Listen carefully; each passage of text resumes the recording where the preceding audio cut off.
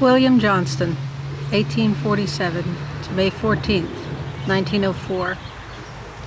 William Johnston was my mother's father's mother's brother, or I called him my great uncle, but Ancestry corrected me to call him my great granduncle. So my great granduncle was his younger sister was my mother's father's mother's mother. William was born to William Johnston, age 32, and Margaret McCready, age 22. His father was a William Johnston, and his father was a William Johnston, and his father before that may have been a William Johnston. He was the first of 3 children to Margaret, William's first wife, and Viola Johnston was the second child to Margaret, and that's the one I'm related to. He had 2 more siblings from William's second wife, and the second child from that was Agnes, who was kind of like the homekeeper. She was also a music teacher, but she sort of kept the family together. Little is known of his early life in Pittsburgh, but he resided at 2233 Webster Avenue in Pittsburgh, which has since been torn down. For years, his vocation was steeplejack and electrician. A steeplejack is a craftsman who scales buildings, chimneys, and church steeples to carry out repairs or maintenance. They erect ladders on church spires, industrial chimneys, cooling towers, bell towers, clock towers, or any other high structure, and they lower or raise themselves while sitting on a strong wooden plank to repair or replace masonry, do carpentry or painting, repair roofs and windows, and do other tasks up there. Johnson made it to 57 years old, and he lived for many years on Webster Avenue, and was familiar to old-time Pittsburghers for his courage as a steeple painter. Many times he had gilded the cathedral steeple and painted the domes and flagstaffs of many tall buildings. His vocation carried him all over the country, and he was a constant traveler. Now, the next part was in the newspaper, and I found it to be very interesting because it relates to a story my mother had told me.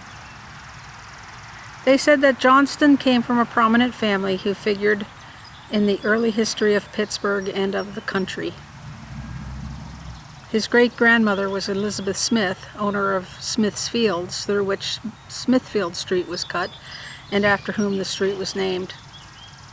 His great-grandfather, John Shea, was one of the largest landowners of Pittsburgh, and one of the 18 men, sometimes I read there might have been 24, 25, who comprised the Gibson Lambs, a company that left Washington's main division during the Revolutionary War to journey down the Ohio River to New Orleans to get some gunpowder, which the Army greatly needed. They were gone 8 months and suffered great hardship, for which they were each granted 1,000 acres by Congress at the following session. His grandfather, William Johnston, was a 49er and a pioneer and a large landowner in Lawrenceville. So that would be the son of John Shea. Okay. While his father, also William Johnston, was a well-known contractor and a Civil War veteran. Now that relates to my mom's story because my mom told me that her grandmother, Annie Sauter, Viola May's daughter, had a deed to this property in Smithfield, the Smithfield property in Pittsburgh, and either hid it or destroyed it or did something with it because she didn't want the family to have any money, because she thought money was the root of all evil and you needed to pay attention to God. Mom said that she showed it to her when she was 8 years old, but I don't know what happened to it, and honestly I never believed Mom until I found this article. Another newspaper article referred to William Johnston as being a party in litigation over property valued at millions of dollars awarded by Congress to his great-grandfather for service in Washington's army. Johnston was traveling, and he had spent the last 6 years in Chicago. From about 1898 to 1904. In 1903, Reverend Johnson Myers wanted the electric wires at the top of his steeple repaired. This was at the Emmanuel Baptist Church at 2320 Michigan Avenue in Chicago. The electric wires were about 225 feet from the ground, and William climbed the steeple, remained at the top for half a day, repaired the wires, and received $20 in compensation. A week before his death, he was passing the church and he saw that half of the lights were out, and he asked the pastor, "Need them repaired?" And the pastor said that he did. He said he would return within a week and repair them, and he returned on Friday night when the pastor was not there. On Saturday, May 14th, Ernest, or sometimes referred to as Arthur Schaefer, a boy of 10 years old, and a companion, were looking for pigeons or swallows' nests at the steeple at the Emmanuel Baptist Church. They had climbed as far as the rickety stairway led and had ascended considerably further to a rude staging when they saw a man's coat. Looking up among the dusty beams, far above them, they beheld the swaying feet of a man. The lads were so frightened that they could scarcely climb down the ladder which led to the ground, when with white faces they ran screaming, "A man hung! A man hung!" and told the Reverend Myers. The pastor dismissed Sunday school and went to investigate.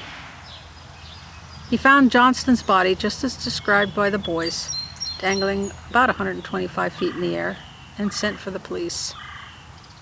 There was a network of iron far up in the belfry, and William had tied a rope around a small iron beam and jumped. An officer climbed up to the body with much difficulty, for the staging was of the flimsiest character, but with assistance. The rope was cut, and the dead man was brought down to the street. According to Reverend Myers, Johnston probably hanged himself while engaged in repairing electric lights in the steeple of the church. At the time of his death, he wore 2 worthless coats, 2 pair of thin trousers, and 2 shirts in rags. In the pocket of his coat was a memorandum book in which was written on the first page, "My right name is William Johnston, and I live at 2233 Webster Avenue, Pittsburgh, PA. Yours truly, Steeplejack." The original human fly. On the second page he had written, "Well, I see that nothing but my death will satisfy an outraged public. Therefore I give it up, but I will be my own executioner. Jack." On the third page he said, "I'm sorry, I had no other place to break my bones, but I hope the pastor will overlook it this time. Jack." In another place was written, "I died from poisoned fruit from Dowie City. I'll go to hell, but you'll have to dig for it." Police Lieutenant Walsh, after an investigation, said it appeared that Johnston had hanged himself, believing he had committed some crime and fearing punishment. So I looked up Dowie City, and the only thing I could find was that there was a place 40 miles north of Chicago called Zion, Illinois, and it was formed by John Alexander Dowie, who lived from 1847 to 1907. He was a Scottish faith healer from Australia who convinced or persuaded people out of money and who swayed Chicago politics by influencing the votes of tens of thousands of people. There was a whole city, so there was a large following, and they believed things like faith will heal you, don't go to a doctor, you don't need to take medication or drugs, no drinking, no pork, and other things. So I want to point out that William Johnston Sr. who was born in 1824, his father. He died on April 16th of 1904, 1 month earlier.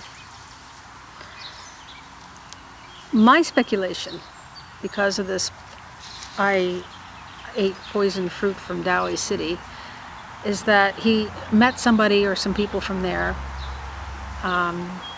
He was broke. He was probably drinking, eating pork, and taking pain medication, or he had painful back and wanted to see a doctor, all of which was no-go for those people. And he felt like he had committed some crimes by doing this, and was told that he was going to go to hell. But that's my speculation on it. And he was also very, very depressed from his father, so this was really bad timing in his life to be told that. William Johnston sometimes went by the name of William McCready, which was his mother's maiden name, or sometimes Jack McCready, Jack Johnston, and he slept in the basement of 3625 Vincennes Avenue, about a 2-mile walk from the church. He had been engaged, so he said, in the writing of a history of his life, and he referred to himself as Steeplejack, the human fly. If anybody out there has that writings, I would love to see them. Please get in touch. He was last seen alive where he lived and worked as a handyman when the opportunity offered. He attended the furnace of the dwelling occupied by Mrs. Charles Cuyler. She stated that, "My son saw Johnston Saturday morning. I cannot think what made him commit suicide unless it was insanity due to a fractured skull he received as a result of a fall from a church tower a few years ago. He may have had religious delusions that caused him to think he had committed some crime. Once he told me he had a wife and child in South Carolina but had not seen them for 10 years. I haven't been able to find those people, so if anybody knows anybody had a Steeplejack in their family, get in touch." It is speculated that William was demented as a result of a fractured skull received in a fall several years ago and depressed because of his father's death. I don't think he was demented. I think he was just really depressed. William's relatives, and I think that was Agnes, endeavored to induce him to come to Pittsburgh a short time before his father's death, but he hadn't done so. So he's probably feeling guilty about that. Agnes said that William had traveled the greater part of his time and had left Pittsburgh 6 years ago. Prior to his departure from Pittsburgh, he was employed in his dangerous occupation by local congregations. I couldn't find his grave anywhere, but Agnes is buried in Section 9 of Homewood Cemetery in Pittsburgh, and I'm speculating that he's probably there too. But 1904 was before the Pennsylvania death certificates. Well, he would have an Illinois death certificate, and before Pennsylvania birth certificates. He was born in 1847, so it was before Pennsylvania birth certificates were issued. So I can't find him, but he's most likely in Section 9 of Homewood Cemetery. So, William Johnston, 1847 to May 14th, 1904. Please be respectful in your comments, as there are descendants and relatives. And don't forget to like and subscribe.